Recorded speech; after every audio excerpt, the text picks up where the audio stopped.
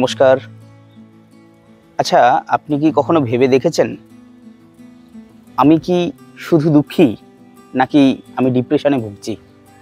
দুটো একই রকম মনে হলেও আসলে কিন্তু অনেকটা আলাদা।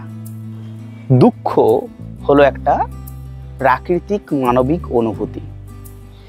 এর সাধারণত কারণ থাকে, যেমন প্রিয় কিছু হারিয়ে যাওয়া, কোনো ব্যর্থতা বা হতাশা। দুঃখ আসে ঢেউয়ের মতো, সময়ের সাথে সাথে কমেও যায়। বন্ধুদের সাপোর্ট, ভালো খবর বা আনন্দের মুহূর্ত দুঃখকে কিন্তু হালকা করে। যেমন পরীক্ষায় ফল ভালো না হলে আমাদের কিন্তু মনটা খারাপ করে, কিন্তু বন্ধুদের সাথে কথা বললে বা ভালো কিছু হলে মনটা হালকা হয়ে যায়।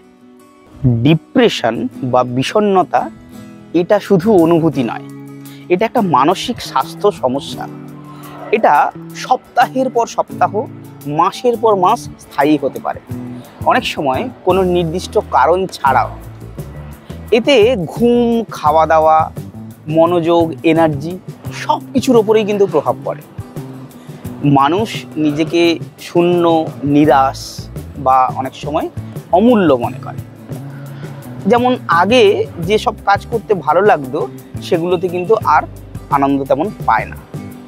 যেমন ভালো খবর পেলেও বা পরিবার বন্ধুদের সাথে সময় কাটালেও ভেতরে একটা ভারী অনুভূতি লক্ষ্য করে। এটা হচ্ছে ডিপ্রেশন। যদি খুব ছোট্ট করে দুঃখ এবং বিষণ্ণতাকে আলাদা করি, তাহলে দুঃখ হলো অনেকটা মেঘের মতো, কিছু সময় পর সরে যায়। কিন্তু ডিপ্রেশন হলো একটা ঝড়ের মতো, যা নিজে থেকে থামে না, চিকিৎসা ও সাহায্য ছাড়া।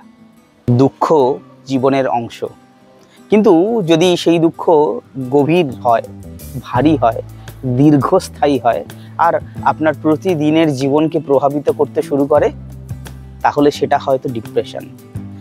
মনে রাখবেন, ডিপ্রেশন চিকিৎসাযোগ্য। সাহায্য চাইতে একদম দ্বিধা করবেন না।